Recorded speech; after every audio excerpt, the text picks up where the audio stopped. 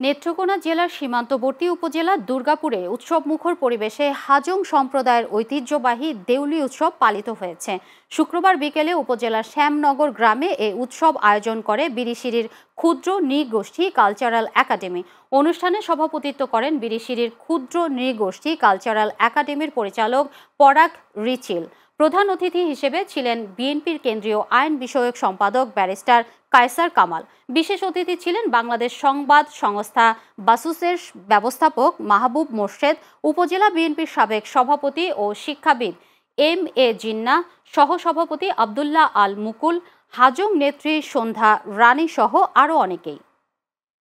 দেউলি উৎসবে এসে আমার খুবই ভালো লাগছে। প্রোগ্রামের প্রতি বছর সবাই একসাথে হই, সাংস্কৃতিক অনুষ্ঠান পাড়ায় সেটি একটা সংস্কৃতি নিয়ে আমরা চর্চা, যেহেতু শ্যামনগরে হয়েছে, অন্য বছরে যাতে অন্য গ্রামগুলিতে করে।